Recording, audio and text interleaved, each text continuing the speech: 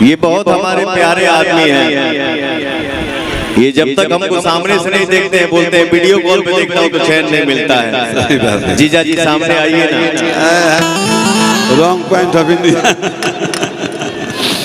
अरे मालिनी बोलाई बोए और हवल महानाई को मालिनी बोलाई बोए मैया और हवल महानाई को मालिनी बोलाई बोए मैया और हवल महानाई को।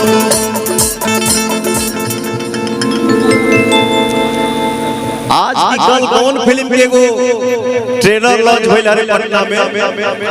पुष्पा 2। हाँ पुष्पा 2। तो भैया हो तोहरा लोग के आशीर्वाद ऐसन बा कि पहिलका न्योता तोरे भैया लगे आवे। लेकिन हमको यहाँ आना था और हमने अपने भाइयों से ये शेयर किया कि मैं ना उसमें काम किया हूँ ना गाना गाया हूँ, तो जाए चलो गोइला कोनो काम नहीं है। जाए चलो हमार कौन जरूरत बा मतलब कि हम जाके का होने कर बैठ जा सरगम बैठ जा। आगे आगे हम ना करीला। हाँ अरे भगवान करे सब कोई मस्त रहे, सब कोई बुलंद रहे, सब कोई छाए रहे, सब कोई आगे बढ़े।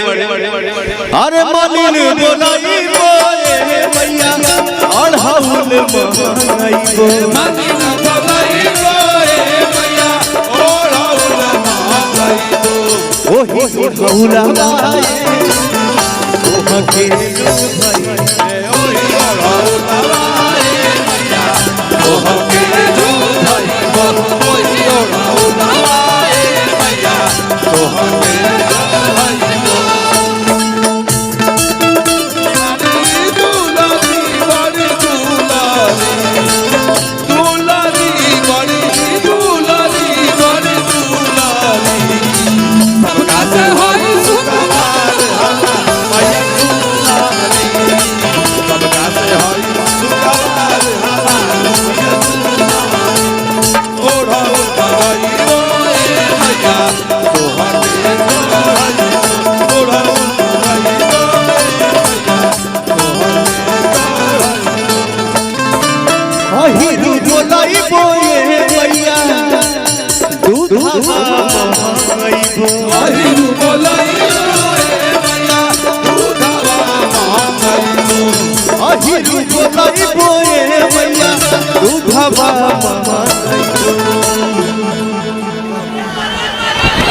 हैंड का मिले बोलोगे।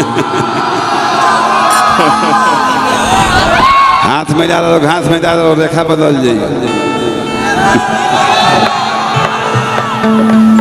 हरे अहिरू बोलाई बोए मैया